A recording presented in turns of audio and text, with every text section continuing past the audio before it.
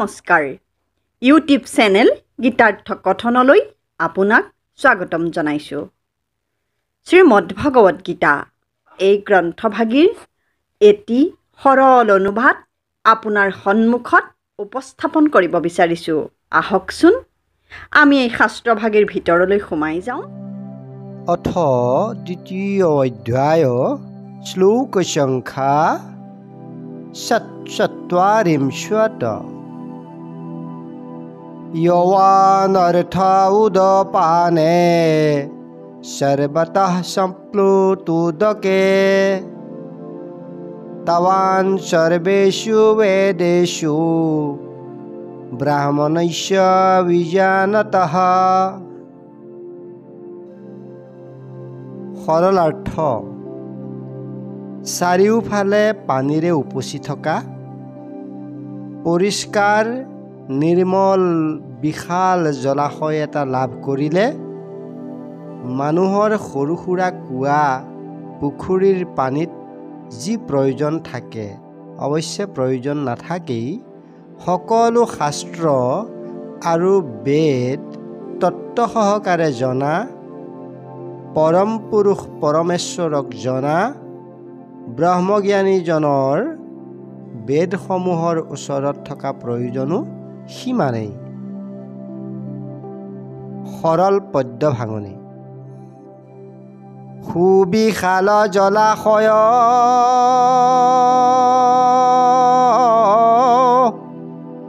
লাভ হৈলে যেন মতে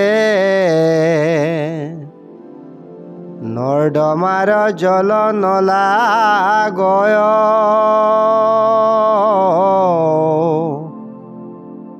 হেন মতে ব্ৰহ্মবেত্তা পুৰুষৰ কুন্তিসূত বেদে প্ৰয়োজন নথাক।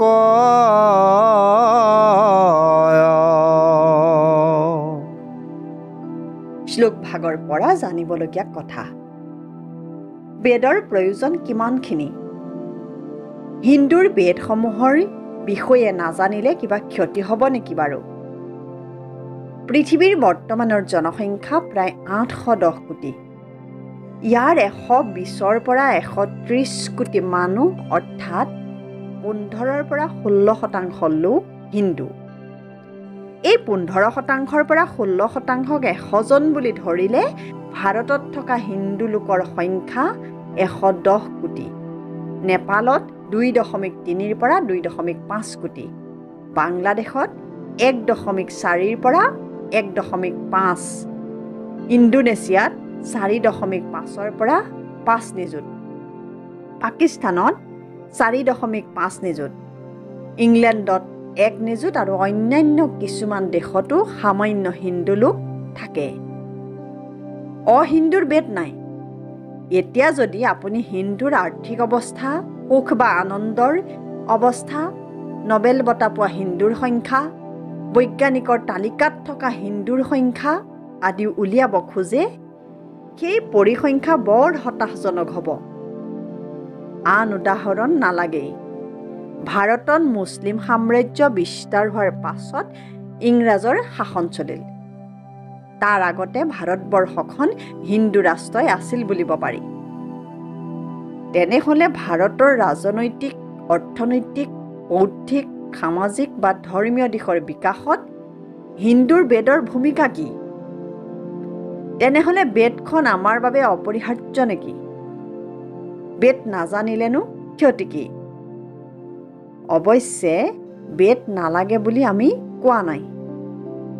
আমাৰ ধাৰণা মতে বেদত যদি ২০ ভাগ ভাল কথা আছে, তাত ৮০ ভাগেই ভেজাল আছে। এই ভাল ২০ ভাগৰ পৰাই উপনিষদসমূহ, ভাগৱত শাস্ত্ৰখন, শংকৰদেৱৰ কীৰ্তন পুথি, ভক্তি ৰত্নাকৰ, মাধৱদেৱৰ নামঘোষা আৰু ভক্তি ৰত্নাৱলী আদি ৰচিত হৈছে। গীতাৰ এই শ্লোক ভাগত তাকেই কৈছে। বেদত ব্ৰহ্মৰ জ্ঞানো আছে। বেদ, উপনিষদ, পুৰাণ, ভাগৱত সকলোখিনি পঢ়ি সকলোৱে ল'ব পৰা, কামত খটুৱাব পৰা, সমাজৰ উন্নতি সাধন কৰিব পৰা পুৰুষজনেই ব্ৰহ্মবেত্তা ব্ৰাহ্মণ। এওঁ পাৰ্থিৱ আমাৰ সমাজত বসবাস কৰিলেও এওঁৰ মনৰ বিচৰণভূমি হ'ল ঈশ্বৰৰ তত্ত্বজ্ঞান। তেওঁ লীলা আৰু মহিমা, তেওঁ বিচৰণ হ'ল সকলো জীৱৰ ভিতৰত থকা আত্মা।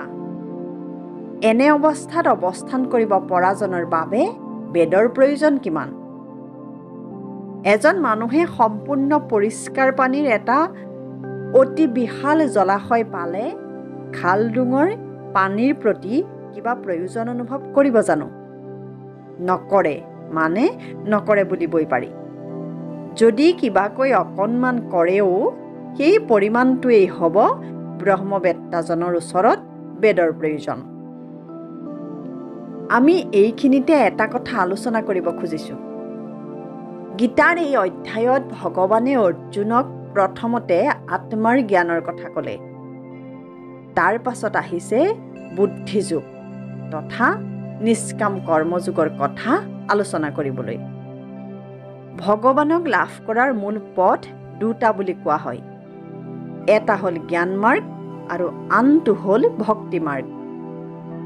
জ্ঞান মাৰ্গত ভগৱানক চিন্তন মনন কৰি, যুক্তি বিচাৰ কৰি আৰু বেদ আদি বিভিন্ন শাস্ত্ৰসমূহ অধ্যয়ন কৰি বিচাৰ অৰ্থাৎ জ্ঞানৰ আলমত ভগৱানক পোৱাৰ কথা বিবেচনা কৰা হয়। অন্যহাতে ভক্তি মাৰ্গত এই বিচাৰৰ কথা নাথাকে। ইয়াত মহাপুৰুষসকলৰ বাণীক চিৰন্তন সত্য বুলি গ্ৰহণ কৰা হয়। গ্ৰহণ কৰা হয় যে ভগৱান আছে, ভগৱানক ভক্তিৰে পাব পাৰি। এই কথা চিৰসত্য বুলি ধৰি ইয়াৰ ওপৰত কোনো প্ৰশ্নৰ অৱতাৰণা নকৰাকৈ দৃঢ়তাৰে ভক্তি কৰি তাৰ মাধ্যমেৰে অৰ্থাৎ প্ৰেম আৰু বিশ্বাস এই দুটাৰ আলমত ভগৱানক পোৱাৰ কথা ভবা হয়। আনহাতে কৰ্মযোগ কিছু বেলেগ। এই মাৰ্গ মতে আমি জীয়াই থাকিবলৈ যিবোৰ কৰ্ম কৰিব লাগে, নিজৰ ঘৰখনৰ বাবে, সমাজখনৰ, দেশখনৰ বা পৃথিৱীখনৰ বাবে আমাৰ যিবোৰ কৰ্তব্য আছে, সেই সকলোখিনি নিষ্ঠা সহকাৰে আৰু নিজৰ কি লাভ বা লোকচান হ'ব তাৰ কথা নভবাকৈ সম্পূৰ্ণ পৰোপকাৰ দৃষ্টিৰে কৰি যোৱা কৰ্মই হৈছে নিষ্কাম কৰ্ম। নিষ্কাম কৰ্মই কৰ্মযোগ। অৰ্থাৎ এইদৰে কাম কৰি গ'লেও মানুহে সকলো পাপৰ পৰা মুক্ত হৈ ভগৱানক লাভ কৰিব পাৰে। গীতা শাস্ত্ৰত নিষ্কাম কৰ্ম বা কৰ্মযোগৰ যি সুন্দৰ বৰ্ণনা পোৱা যায়, আমাৰ বোধৰে এনে বৰ্ণনা আন কোনো শাস্ত্ৰতেই ইমান বিস্তাৰিতভাৱে নাই।